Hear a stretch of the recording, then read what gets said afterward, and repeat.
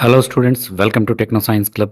In today's class, 10th class English medium chapter number 1, chemical reactions and equations అనేటటువంటి chapter number 1లో ఈరోజు క్లాస్లో నేర్చుకోబోయేటటువంటి అంశాలు types of chemical reactions. 4 types of chemical reactions ఉంటాయి. Chemical combination, chemical decomposition, characteristics of chemical reactions మొదలైన అంశాలను నేర్చుకుందాం. ఈ వీడియోను పూర్తిగా చూడండి, లైక్ చేయండి, షేర్ చేయండి, సబ్స్క్రైబ్ చేయండి. Let's go into the topic.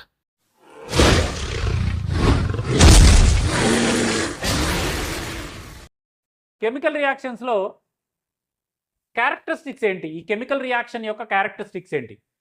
Chemical reaction జరిగితే ఏమి జరగచ్చు అనేదే దాని యొక్క క్యారెక్టర్. నీ క్యారెక్టర్ ఏంటి అంటే నువ్వు మంచివాడివా, చెడ్డవాడివా, బాగా మాట్లాడేవాడివా, మాట్లాడినవాడివా, నీట్గా ఉండేవాడివా, ఉండనివాడివా, బాగా చదివేవాడివా, చదవనివాడివా. ఇవన్నీ నీ క్యారెక్టరిస్టిక్స్ ఎలా అయితే ఉన్నాయో, ఒక కెమికల్ రియాక్షన్ జరిగినప్పుడు దాంట్లో కెమికల్స్ ఉంటాయి కదా, పాత కెమికల్స్ ఉంటాయి, రియాక్టెంట్స్ ఉంటాయి, కొత్తది వస్తుంది, ప్రోడక్ట్ వస్తుంది. వీటన్నిటికీ వాటి వాటి ప్రాపర్టీస్ ఉంటాయి, వాటి క్యారెక్టరిస్టిక్స్ ఉంటాయి. ఆ క్యారెక్టరిస్టిక్స్ కెమికల్ రియాక్షన్ జరిగినప్పుడు ఏమి జరగచ్చు, ఏం జరగచ్చు? ఒక కెమికల్ రియాక్షన్ జరిగినప్పుడు కలర్ చేంజ్ అవ్వచ్చు. రియాక్టెంట్స్ ఒకదానితో ఒకటి కలవడం ద్వారా కలర్ చేంజ్ కావచ్చు, స్టేట్ చేంజ్ కావచ్చు, అదేవిధంగా టెంపరేచర్ చేంజ్ కావచ్చు.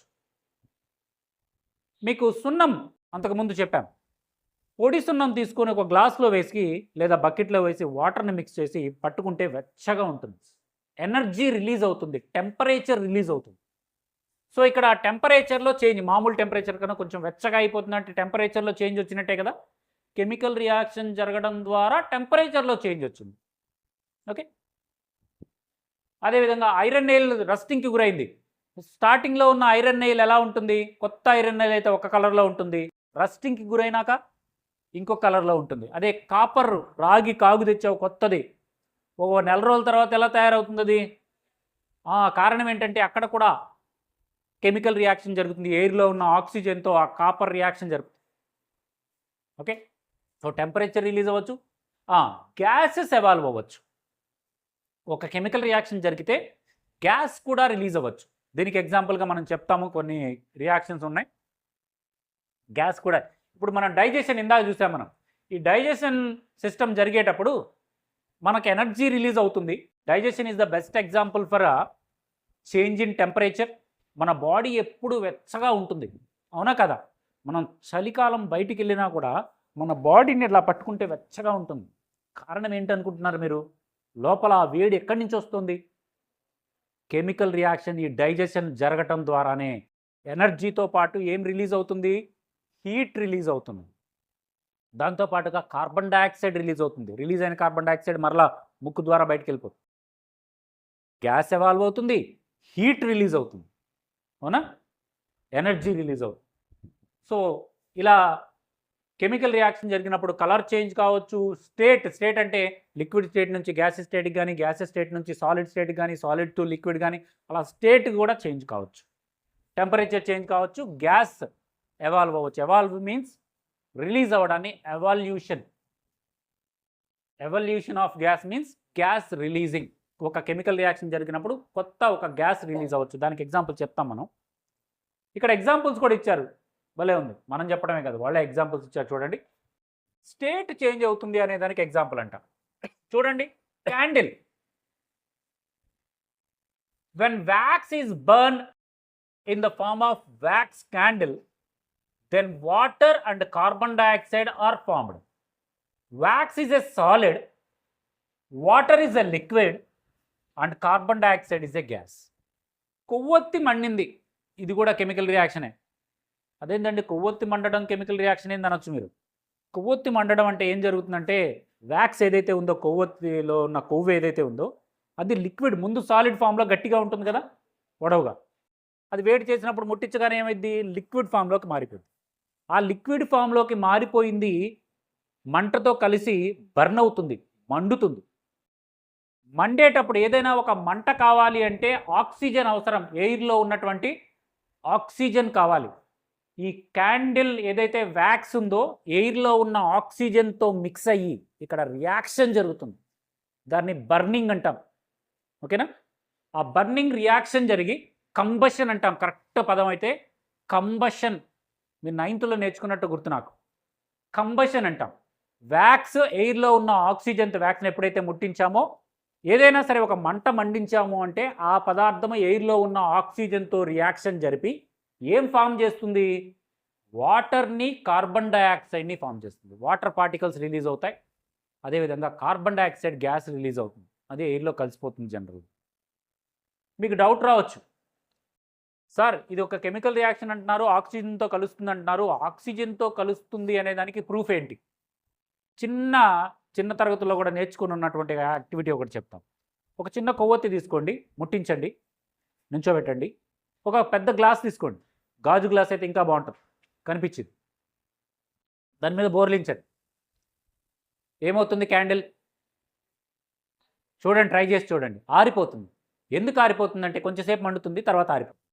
ఎందుకు ఆరిపోతుందంటే క్యాండిల్ మండాలంటే ఆక్సిజన్ కావాలి, బర్నింగ్ కంబషన్ జరగాలి అంటే, ఈ వ్యాక్స్ బర్న్ అవ్వాలి అంటే ఆక్సిజన్తో రియాక్షన్ జరపాలి.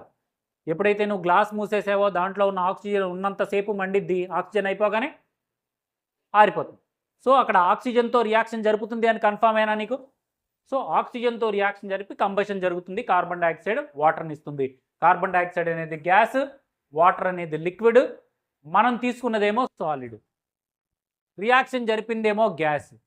కాబట్టి ఇక్కడ స్టేట్లు చేంజ్ అయ్యాయా? గ్యాస్ స్టేట్ సాలిడ్ స్టేట్ నుంచి లిక్విడ్ స్టేట్కి, లిక్విడ్ స్టేట్ నుంచి గ్యాస్ స్టేట్కి మారింది. అదేవిధంగా కలర్ చేంజ్ అంట. కలర్ చేంజ్కి ఒక చిన్న యాక్టివిటీ చేశారు చూడండి. Reaction between the lead nitrate solution and potassium iodide. ఇవి రెండు కూడా ల్యాబ్ తెరిచిన తర్వాత ఉన్నాయో లేదో చూసి నేను చూపిస్తాను మీకు. లెడ్ నైట్రేట్ అనే ఒక సొల్యూషను, అదేవిధంగా పొటాషియం అయోడైడ్ అనేటటువంటి ఒక సొల్యూషన్.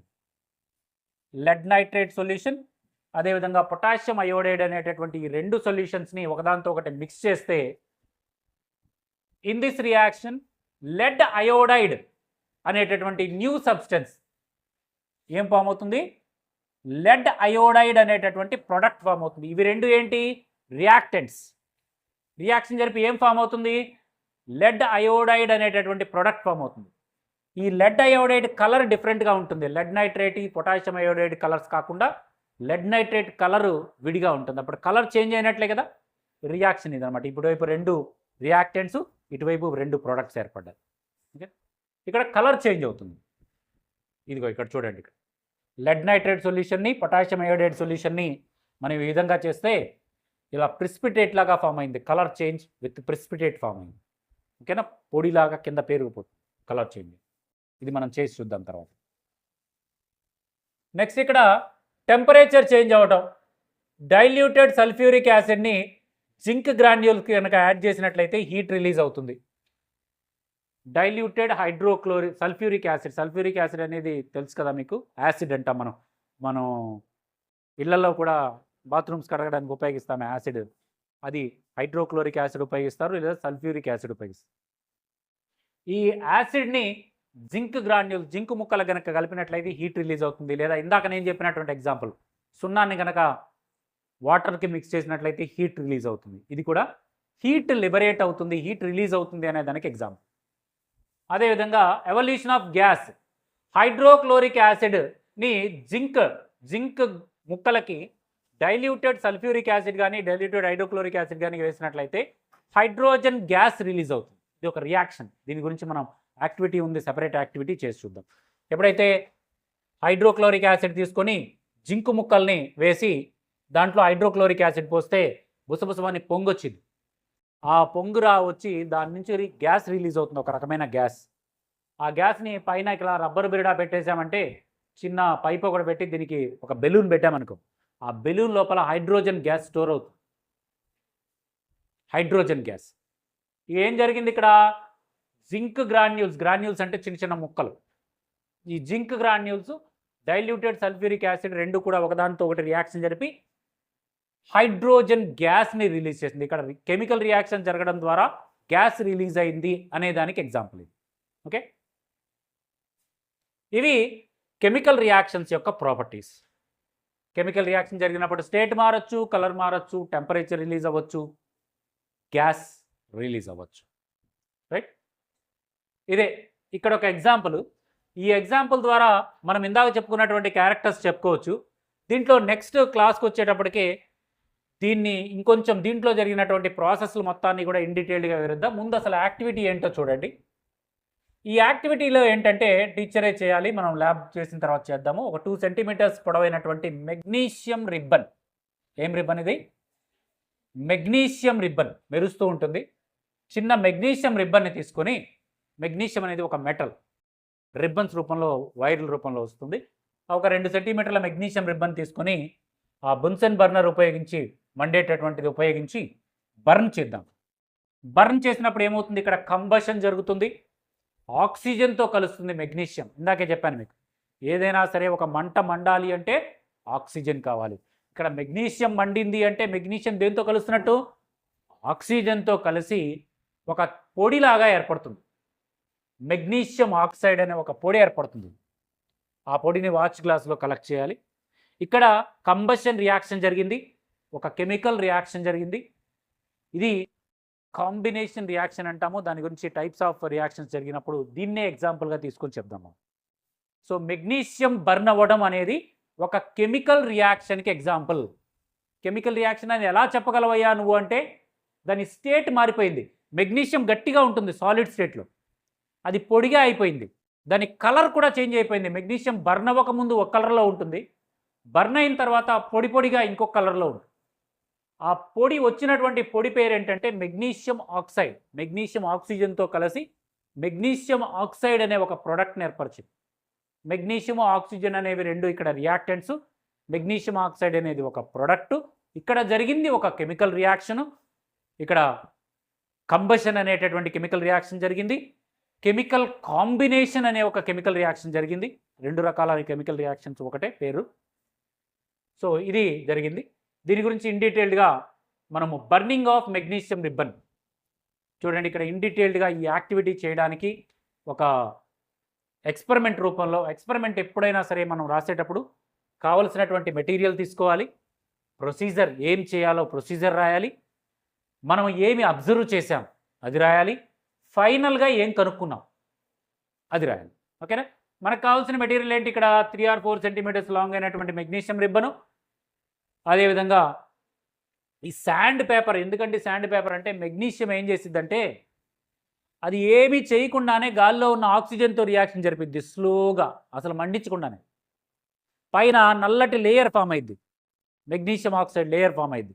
ఆ నల్లగా ఉంటే సరిగ్గా వేడెక్కదు, చాలాసేపు పెట్టాల్సి వచ్చింది. అందుకని ఏం చేస్తారు, మీ అందరూ చూసే ఉంటారు, ఏమంటారు దీన్ని? శాండ్ పేపర్ అంటారు, రబ్బింగ్ పేపర్ అంటాం. స్మూత్ చేసే గరుకు గరుగ్గా ఉంటుంది పేపర్, చూసారా? గరుకు పేపర్ అంటాం. అదే శాండ్ పేపర్ ఉంటాయి, మీరు చూసే ఉంటారు. చెక్క పనులు చేసేటప్పుడు, ఇల్లు కట్టేటప్పుడు, పెయింటింగ్ వేసేటప్పుడు శాండ్ పేపర్. ఆ శాండ్ పేపర్ని తీసుకొని ఎక్స్పెరిమెంట్ చేసే ముందే శాండ్ పేపర్ని తీసుకొని మెగ్నీషియంని బాగా రుద్దాలి. రుద్దడం ద్వారా దాని పైన ఉన్నటువంటి లేయర్ మొత్తం పోతుంది, ప్యూర్ మెగ్నీషియం ఉంటుంది. అప్పుడు ఈజీగా బర్న్ అవుతుంది. అలా రబ్ చేసిన తర్వాత ఈజీగా బర్న్ అవుతుంది. ఎందుకు అలా రబ్ చేయాలి అంటే, ఆల్రెడీ మెగ్నీషియం ఎయిర్లో ఉన్న ఆక్సిజన్తో స్లో రియాక్షన్ జరిగి మెగ్నీషియం ఆక్సైడ్ అనే ఒక లేయర్ని ఏర్పరుస్తుంది. ఆ లేయర్ ఉంటే మనము తొందరగా బర్న్ అవ్వదు. ఫాస్ట్గా బర్న్ అవ్వాలి అంటే ఆ లేయర్ పోగొట్టాలి. అందుకని మనము రబ్బింగ్ పేపర్తో, శాండ్ పేపర్తో రబ్ చేస్తాం. రబ్ చేసేదాము. తర్వాత వాచ్ గ్లాస్ తీసుకుంటాం. వాచ్ గ్లాస్ అంటే ఇదే చిన్నది పట్టుకునేది. వాచ్ గ్లాస్ తీసుకుంటాం. అదేవిధంగా పెయిర్ ఆఫ్ టాంగ్స్, ఆ మెగ్నీషియం రిబ్బన్ పట్టుకోవడానికి ఒక పట్టకారు పట్టుకున్నారు చూస్తారా, దాన్ని పేరు టాంగ్స్ అంటారు. టాంగ్స్. ఆ టాంగ్స్ పట్టకారుని తీసుకుంటాం. ఇవి కావాల్సినటువంటి మెటీరియల్. ఏం చేస్తాము, మెగ్నీషియం రిబ్బన్ తీసుకుంటాం, 2 సెంటీమీటర్ రిబ్బన్ తీసుకుంటాం, శాండ్ పేపర్తో బాగా రబ్ చేస్తాం. అవునా? ఎందుకో చెప్పాను ఇందాక. అదేవిధంగా బర్న్ చేస్తాం. స్పిరిట్ ల్యాంప్ కానీ లేదా బర్నర్ కానీ, ఈ రెండిట్లో ఏదో ఒకటి ఉపయోగించి బర్న్ చేస్తాం. సో వాచ్ బర్నింగ్ తర్వాత వాచ్ గ్లాస్లో మెగ్నీషియం రిబ్బన్ బర్న్ అయిన తర్వాత వచ్చినటువంటి పొడిని మనం చేస్తాము. ఇక్కడ ఏమి అబ్జర్వ్ చేస్తామంటే, మెగ్నీషియం మండేటప్పుడు, ఆక్సిజన్తో రియాక్షన్ జరిపేటప్పుడు చాలా లైట్ వస్తుంది, మిరుమిట్లు గొలిపేటటువంటి కాంతి వస్తుంది, చాలా బ్రైట్గా మండుతుంది. నేను మీకు చూపిస్తాను తెచ్చి. చాలా బ్రైట్గా మండుతుంది. ఒక కాగితం మండితే ఎంత మంట వస్తుంది? కొంచెమే. కానీ మెగ్నీషియం మండితే చాలా లైట్ వస్తుంది. అలాంటి బ్రైట్ లైట్తో అది మండుతుంది. So magnesium ribbon burn with a dazzling white flame. Dazzling అంటే మిరుమిట్లు గొలిపేటటువంటి మంటతో, వైట్ ఫ్లేమ్తో తెల్లగా మండుతుంది. కలర్ కూడా ఉండదు, వైట్గా ఉంటుంది. మిరుమిట్లు డాజిలింగ్ వైట్ ఫ్లేమ్తో మండుతుంది. And changes into white powder. That powder is magnesium oxide. ఇది మనం అబ్జర్వ్ చేసాం, కళ్ళతో అబ్జర్వ్ చేసాం కదా. మిరుమిట్లు గొలిపేటటువంటి కాంతితో మండటం అబ్జర్వ్ చేసాం, పొడిగా ఏర్పడ్డాన్ని అబ్జర్వ్ చేసాం. దాని పేరు మెగ్నీషియం ఆక్సైడ్ అని రాసాం. ఇది అబ్జర్వేషన్. లాస్ట్లో రీజన్ ఏంటి? It form due to the reaction between magnesium and oxygen present in the air. చెప్పాను కదా, ఎయిర్లో ఉన్న ఆక్సిజన్తో రియాక్షన్ జరిపి మెగ్నీషియం ఆక్సైడ్ని ఏర్పరుస్తుంది. ఇది లాస్ట్లో మనం రాసిన కంక్లూజన్. ఓకేనా? ఇది కంబషన్ రియాక్షన్ అంటాము. దీని గురించి టైప్స్ ఆఫ్ రియాక్షన్, ఇదే ఎగ్జాంపుల్ని మరలా ఫస్ట్ టైప్ ఆఫ్ రియాక్షన్ అయినటువంటి కంబషన్ రియాక్షన్, ఇందాక చెప్పాను, ఎయిర్లో ఏ వస్తువు మండినా సరే ఆ రియాక్షన్ ఏమంటాము? కంబషన్ రియాక్షన్ అంటాం. చూడండి, the reaction in which 2 or more reactants combine to form single product is called combination reaction. First type of reaction, combustion కాదు, కాంబినేషన్ రియాక్షన్. ఈ ఫస్ట్ టైప్ ఆఫ్ రియాక్షన్ గురించి నెక్స్ట్ క్లాస్లో in డీటెయిల్డ్గా చూద్దాం. Right? Thank you.